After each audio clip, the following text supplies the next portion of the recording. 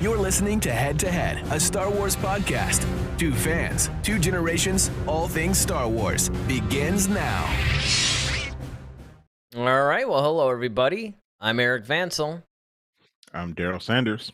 And we're your hosts for this show. Now, obviously, this time we're reviewing Tales of the Jedi, which is I guess it's new still, right? I mean, they dropped it, a couple of weeks ago or something like that? Well, if you recall, all these were dropped at once. So. Well, yeah, that's what I'm getting at. But I'm just saying that it came out a couple of weeks ago. Yeah. So, I mean, it's still a relatively new series. But yeah, they dropped all the stuff at once. Of course, we're going to review one episode at a time.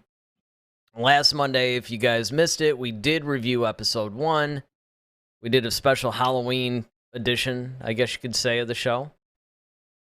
And it was interesting because from the opening of this episode, I thought this would have actually been more appropriate for Halloween, considering it had that whole Sleepy Hollow vibe, and everybody's kind of like shutting their doors as Dooku and Qui-Gon are walking down, and I mean, it had kind of that really creepy vibe. So unfortunately, that would have been the best one to do for Halloween. But hey, whatever. Yeah, absolutely. Yeah, I mean, this is a really cool episode. It really kind of, like you said, had that creepy Sleepy Hollow vibe, and it kind of even had that Western vibe, like when the sheriffs and come into town and everybody's kind of like freaking out. They shut their doors, and so yeah, this episode got a little intense. This had more action than the last one. It was. Well, the thing that's funny about it is, I mean, really, if you stop and think about it, it had about the same amount of action. It's just the stakes were a lot higher. And I think you care a lot more. Well, what I mean by action, I mean like, yeah, you're right. Because you know what? I keep forgetting that, in that Ahsoka episode, you had that whole battle between her and that little saber-tooth tiger thing. And yeah, man, there was that a lot kind of went on for a little bit. So, yeah, there was a pretty... It had You're about the same amount because it took a little while for the action in this one to really kick in. But I think what it was, even though technically you can even make the argument that it was the same for the last one, I think that this episode, the stakes were a little higher. No way. He's back, everybody. Yeah, I saw something. Hold on. I just got to get this. Look who's back.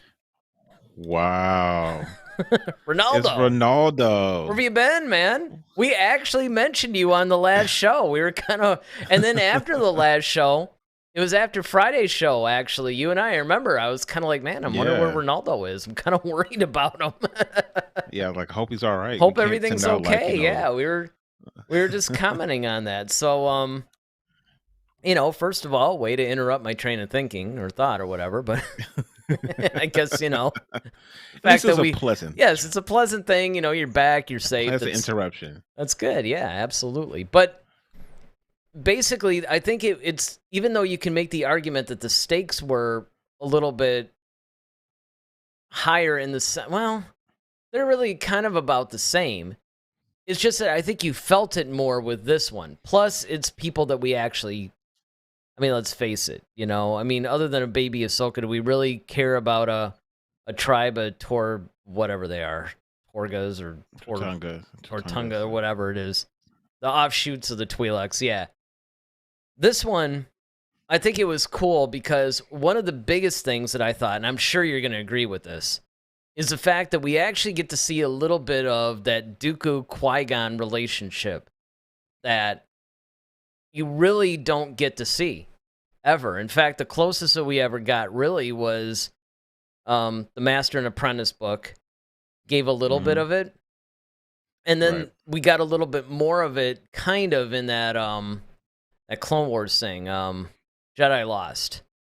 So we got a little bit of it there. But this is the first time that we're actually seeing it depicted anywhere. And we're seeing a young Dooku and we're seeing a younger Qui-Gon. So that part I thought was actually really interesting.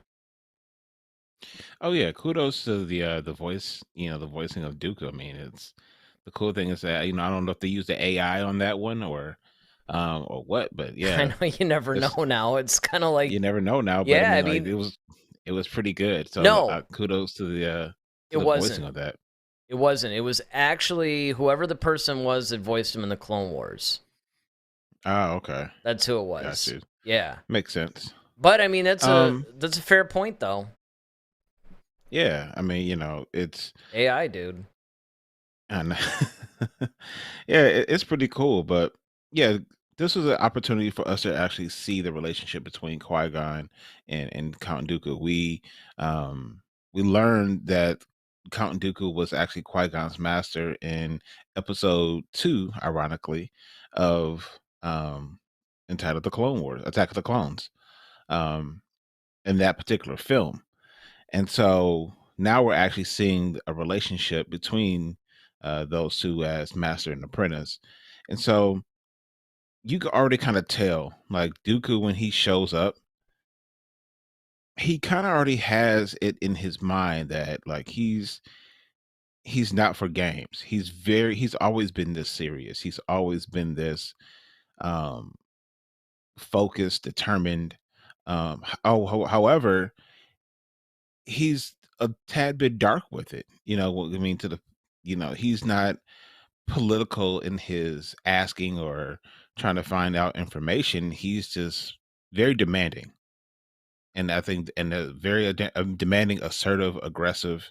If I can use those adjectives to really describe Dooku, that's what you really get in this particular episode. Well, I mean, I thought it was great when, he sits down at the table. He's like, yeah, let me make my intentions perfectly clear, and pops his lightsaber down. I mean, if Yep, that doesn't exactly. And illustrate that's what I'm exactly saying. what you're talking about, I don't know what else does. It's kind of like, look, Exactly. just Like, kind of look, gonna I'm get not this here for out of the games. way. Right. There's no little, no, I just want to let's just make this clear. I've got a lightsaber. You Hmm. guys don't. I have the Force. You don't. you So know, you know we're who we are and what we do. exactly. Let's It's not kind play of these like, games. look, we know you got the kid. It's sort of like we're basically going to walk out with him, and there's not a whole lot you can do about it, and there it ends. But that's what I thought was brilliant about this episode, is that it actually went in a direction that you didn't expect. Correct. Yeah. You thought it was This. just going to play out kind of like a typical, maybe they'd have to try to either fight or negotiate with the kidnappers, but it's when the senator, who was, the father of the kidnapped kid, right? When he Hmm. comes, it's sort of like, and what I really thought about, to backtrack a little bit because it does require this. It was interesting that when they talked to the son at first, the son was like, "No, man. I mean, these guys are right. They should have kidnapped." It was kind of like they're Hmm. suffering. What else? What else did you really expect them to do? And all this other Yeah. stuff. And you're kind of He's like, actually "Oh, horrified that his father allowed this to happen. And right." that's the thing about it. It's just like, you know what? This is actually, that's what I'm saying. This would make the episode really cool because it was a different scenario or circumstances in a way that you don't normally see in Star Wars, where like, no, and then you could kind of understand why Dooku um starts to turn towards the dark side. Yeah. He already kind of had that in him anyway, and this is kind of these type of situations kind of push him further in that direction. Oh, without question. Yeah, without question. I think that it's one of those things where when Dooku was saying in Attack of the Clones, and he was trying to talk to Obi-Wan and just saying, look, even Qui-Gon knew, it's kind of like the Jedi become corrupt. Surely you can see that sort of thing. And from that standpoint, yeah, he was trying to fool Obi-Wan a little bit, but he was actually telling his viewpoint pretty much. It was very Hmm. similar to what happened with Anakin, honestly, where he got disillusioned with the Jedi and decided to go with the Sith. But you do see hints of that because when he force chokes the senator or whatever, and he's just like, okay, this guy is basically too corrupt to live, almost. Hmm. You see a little bit of Dooku's actually trying to do the right thing at first. He's taking the approach, he's defending the villagers or whatever, Hmm. and he's trying to first he tries to tell the senator, like, look, stand down. Don't. And of course the senator's telling him and Qui-Gon, like, no, get out of the way, because we're just going to basically annihilate these people, and we don't want to annihilate you. Mhm. And so there's that standoff. But once Dooku realizes that the Jedi-esque way of negotiating and all that stuff isn't going to work, does a little bit of a more of a dark side approach to it. You know, like, okay, Well, yeah. you know? Well, that's the thing, though. And even in that, like, it wasn't until he started to look around and he started to see once again. I mean, you could tell that um, he was saddened, when they first arrived, Mm-hmm. and then looking around and seeing how the town was and how everybody was kind of like in distress and despair, and you could tell he has a heart still, and he even at this moment he's very um he's trying to be somewhat political about the situation. However, it's not until he really looks around and he starts to see, like, okay, this guy is the one who's caused all this destruction to his own people. Even his son has admitted, like, my dad is just, he's not doing anything. And even the townspeople say, well, yeah, he may have been a great person at one point, but that has slowly slipped away. And now look at us. So what other recourse do we have but to try to regain some sort of justice for us? And it's like, look, you got to pay attention and listen to us, because look at how we're living here Yeah. this way. And that's one of the things that I thought that was very poignant in this particular episode, because it gives you the backdrop of what the galaxy is looking like at this point, and its slow descent um into kind of anarchy or chaos in a way. And Dooku was trying to do it, but at the same time he realizes, like, look, this isn't cutting it. I'm going to win regardless. And that's where he has the right intentions, he just does it the wrong way. And that's basically what happens. Yeah, well, I mean, I think that one of the things that is really cool about this is that, like you said, we're seeing a little bit more of, I guess, the nuances, if you want to put it like that, of the Jedi, of the Republic, of things like that. And actually, it's very much like Andor that way. It's starting to show you some of the cracks. It's starting to show you some of the underbelly of things, right? It's not so macro. Now we're getting a little micro. We're getting into the details of things. And that's basically something that the Jedi have had to face, right? They've had to face a lot of this stuff. Like, we see pretty much things that the Jedi have to face even during the Clone Wars cartoon. Well, I shouldn't really call it that. Animated series.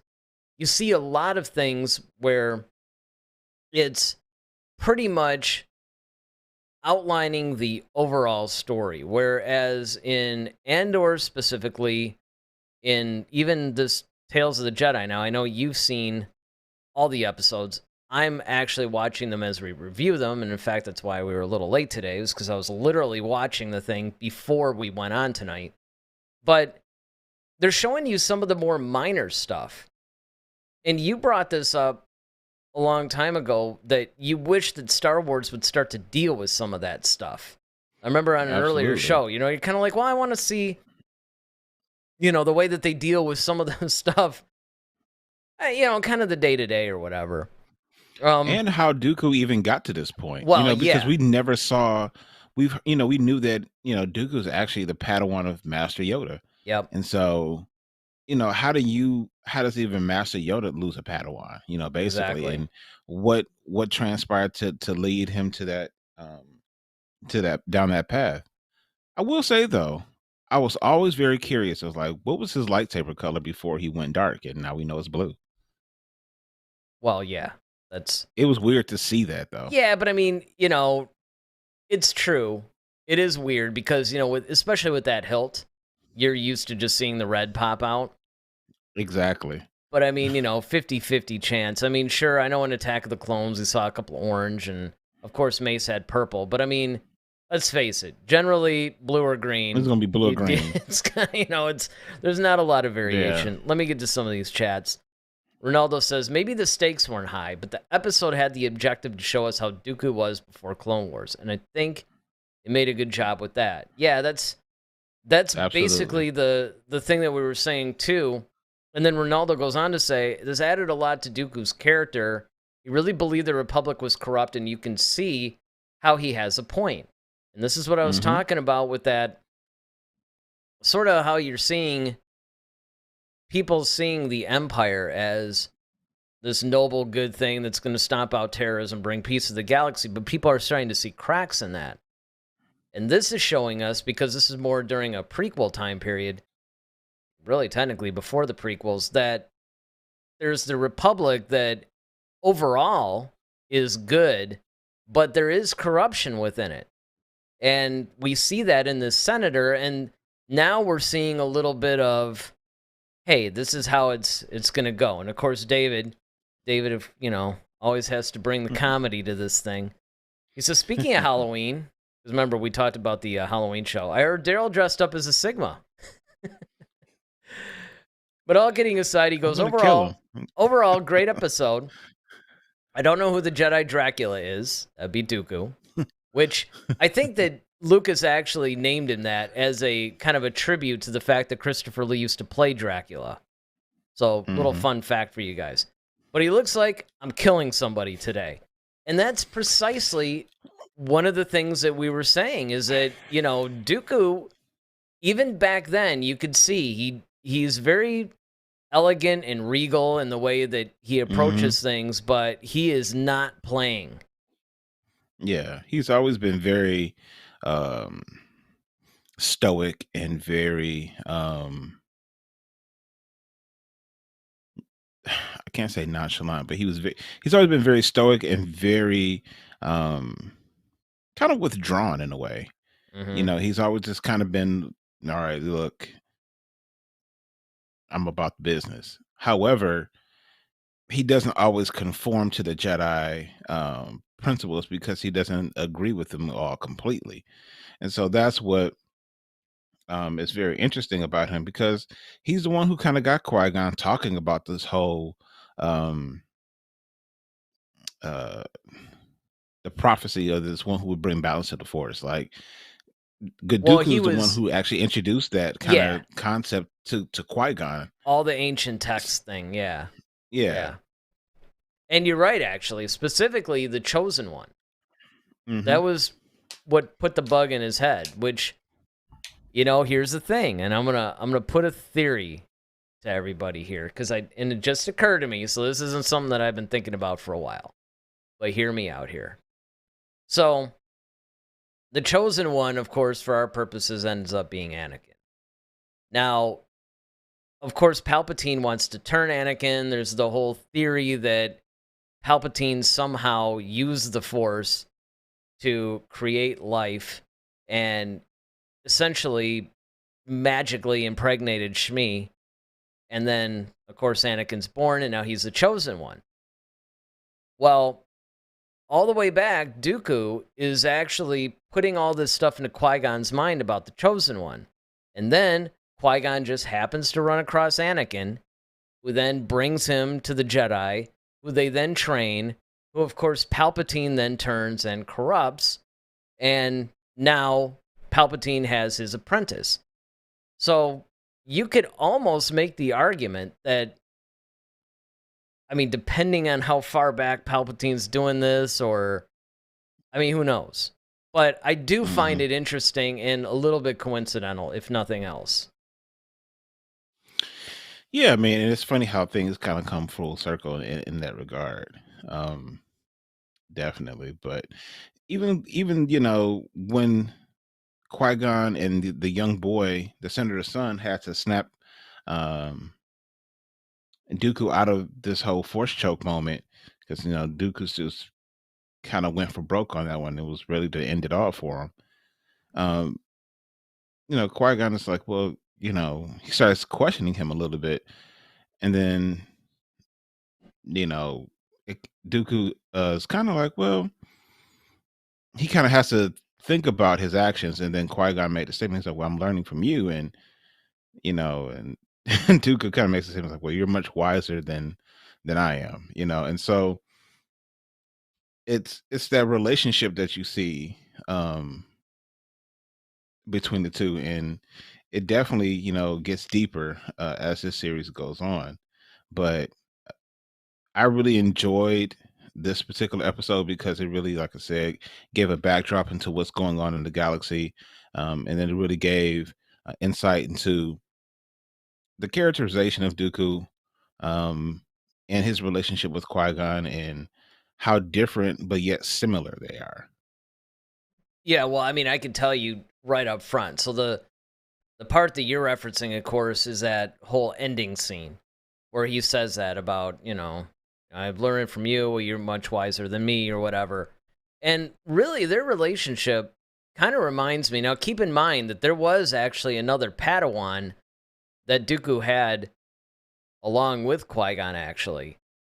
Which I always forget the guy's name. But particularly in this episode, the whole Qui-Gon Dooku dynamic very much reminded me of the Qui-Gon Obi-Wan dynamic. It was very much the same thing, and they had a very similar relationship. And I thought that it was really interesting that they're characterizing this, because obviously the type of a master that you have is going to partially determine what type of a master you're going to be. Now, of course, there's exceptions to this, because Anakin had Obi-Wan as a master, and he tried, but sort of failed. And I think that in some ways, Qui-Gon, I think, succeeded in taking the best qualities, I guess is the best way to put it, the best qualities from Dooku, and incorporated it with his own thing. Because remember, in Jedi Lost, there were certain things that he did disagree with Dooku on, and that the longer the relationship went on, he could sense some of the darkness in Dooku, and he was starting to, I guess, be somewhat at odds. And then, of course, remember that Obi-Wan, when he first became Qui-Gon's apprentice, I mean, Qui-Gon was trying to get rid of him. I mean, if you read the book Master and Apprentice, it's hilarious, because Obi-Wan kept thinking that he was disappointing, and, Qui-Gon was just, like, too hard on him, or whatever it is, and then Qui-Gon's over there, going, I don't know if I'm the right fit for this guy. I mean, you and I Yeah. both read that, and actually, we did do a review. The single book review that we've done on this show was actually on Master and Apprentice. And Yeah. so that whole dynamic, I think, is really interesting, and that's why I'm glad that they're starting to show this stuff in Yeah. some visual medium, Well, yeah, I mean, that's the thing about, taking that whole master and apprentice type thing.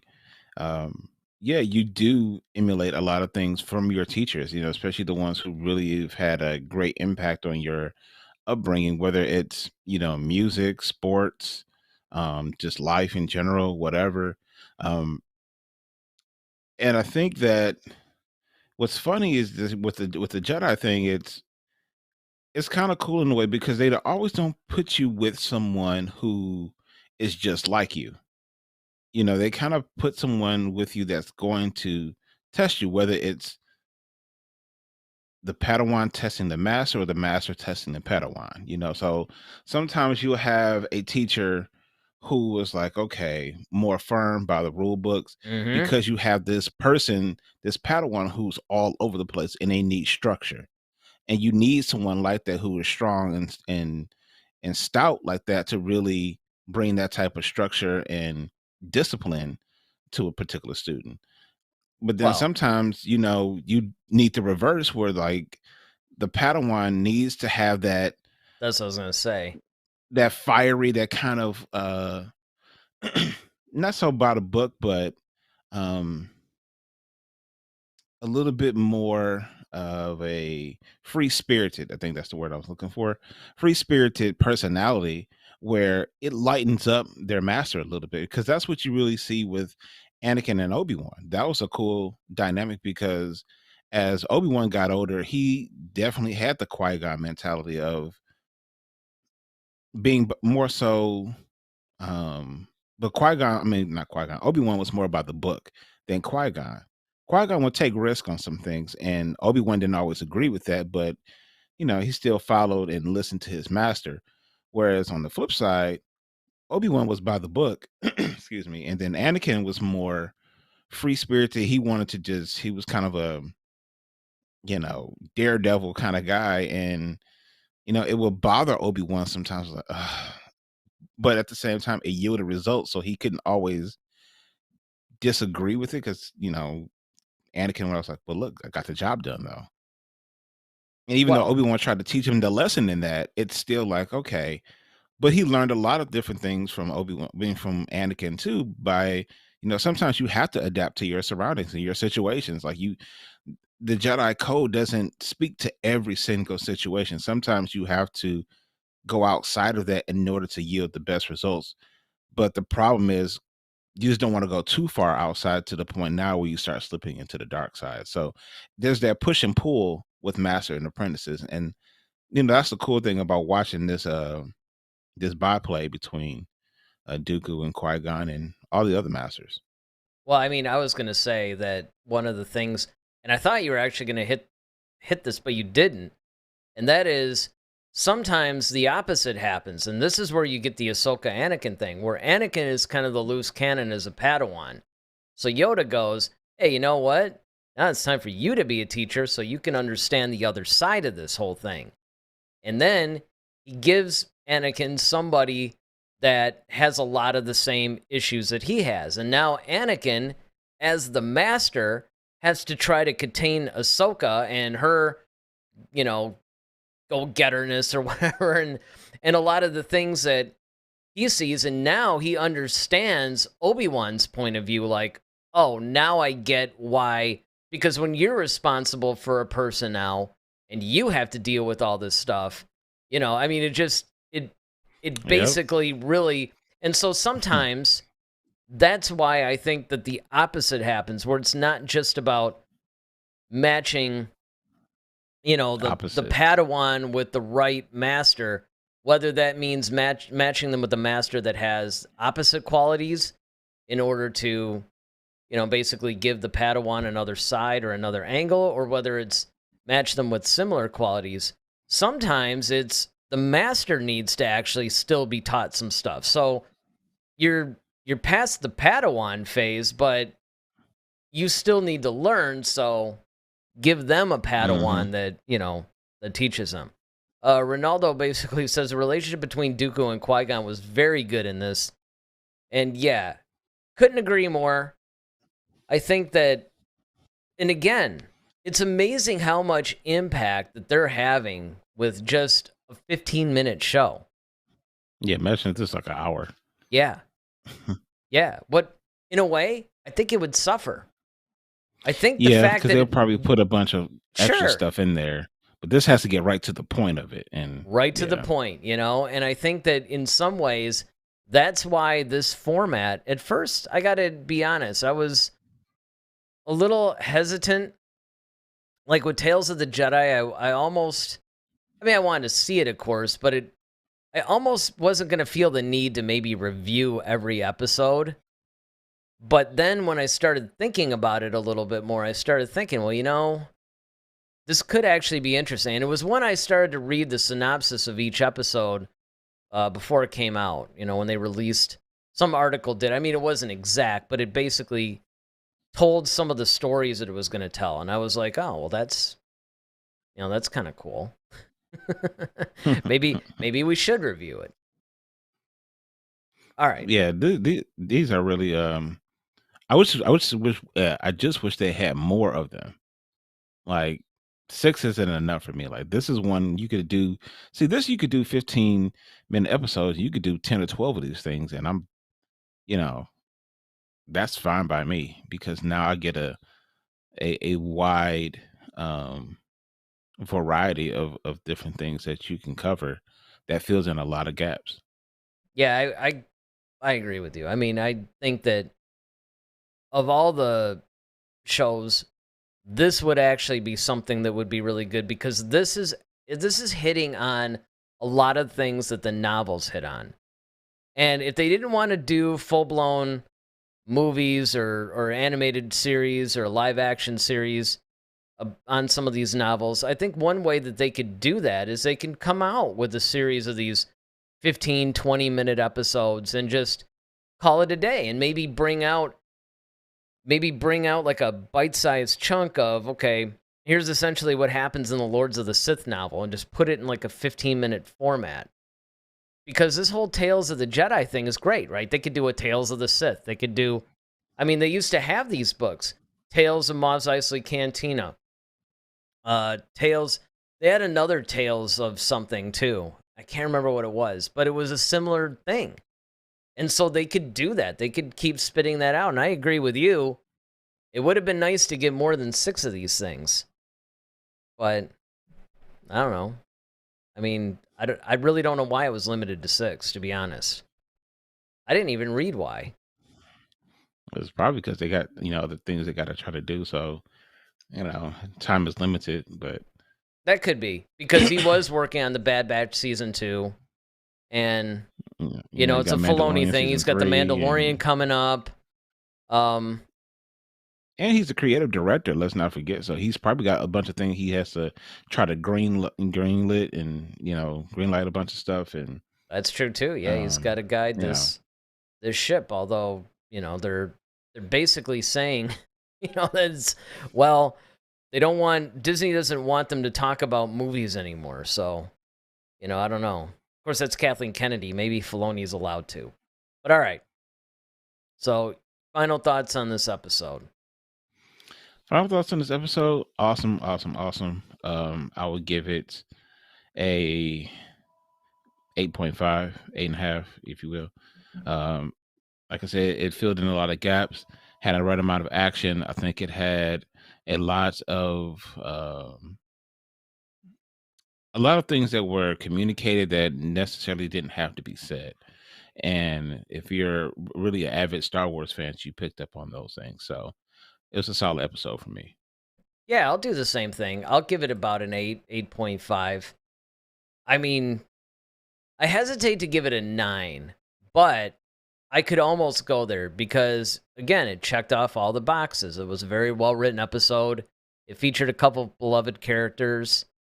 It was suspenseful, which is something you don't usually see in a Star Wars anything, is that there was a lot of suspense. I mean, I felt it right from the opening of this episode and where it was going and how it was basically, they're walking down and it's all misty and Sleepy Hollow weather-like and all this stuff, and people are shutting their doors, and you wondered what was going on, and they kept building up the suspense and building up the suspense. And then even at the standoff at the end between the senator and the villagers and, of course, the Jedi standing in the way, you had suspense there, and that is so difficult to do, particularly in the Star Wars universe, when you basically been there, done that. It's really hard to make something feel suspenseful when essentially, look, we know that Qui-Gon and Dooku are going to survive.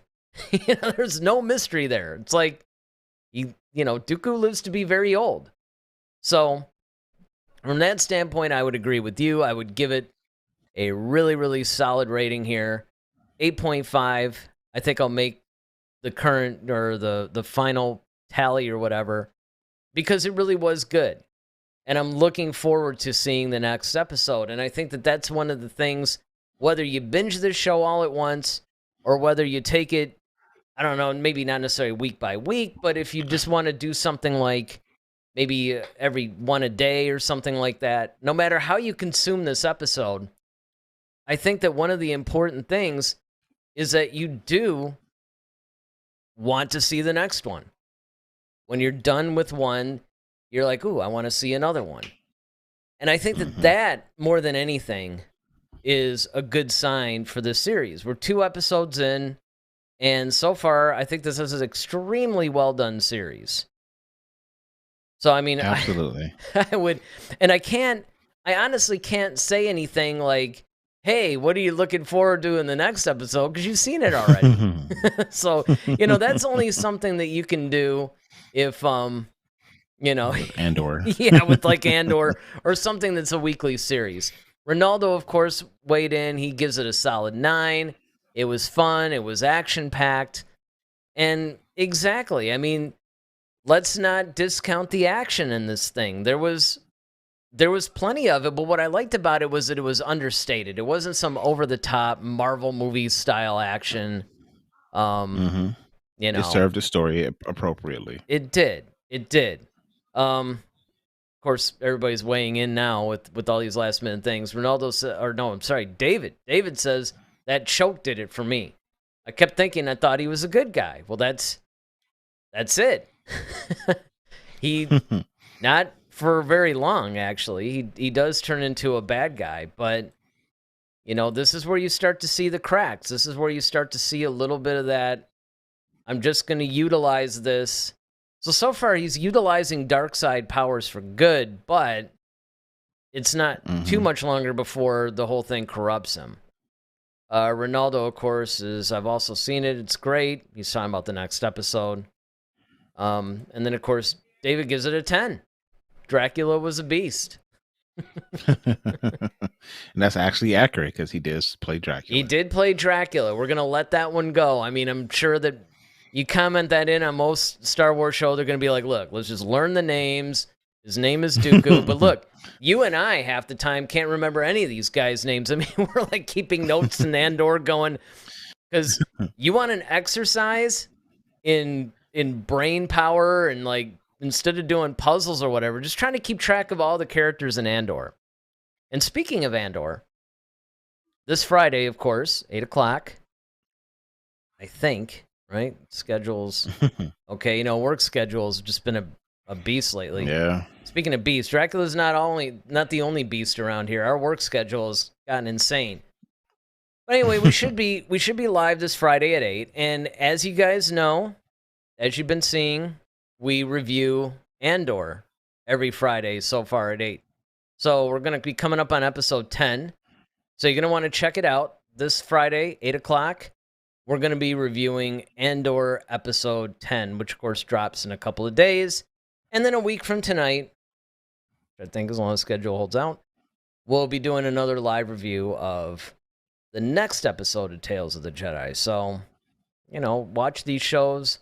Let us know what you guys are thinking. All right. Well, I guess with that, we might as well just end the show. David, by the way, says stay tuned next week for Eric's guitar solo. Yeah, if only I play guitar. Oh, well. Yeah. Play bass, but... All right, and of course, before you guys go, don't forget to hit the like button. And if you haven't already done so, hit the subscribe button. Again, I say this all the time. The algorithm really likes the like button, and it likes the subscribe button. And this last episode that we did, the last review of Andor that we did, has actually been getting a lot of views. So if you guys want, share it. Let everybody know that we're doing this show because we want to build up the community.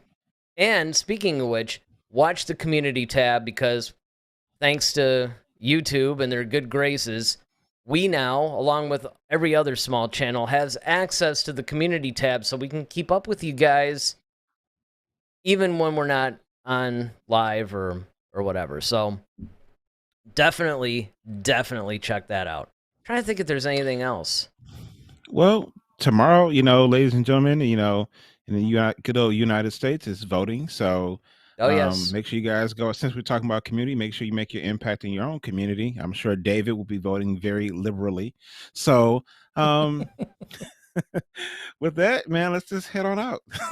Well, and it's kind of funny because we're always talking about Andor and all the political stuff going on in that. So if they were flip-flopped, that would be a really nice setup. But yeah, absolutely. And then there's still time. I think I still have the poll up in our community tab to vote for what you guys want us to review the evening before Thanksgiving. So if you guys are new to the show, traditionally every year, Wednesday night, the night before Thanksgiving, we usually do a real-time live reaction to some show. Now, the first year we did this 2 years ago, we reacted to the holiday special.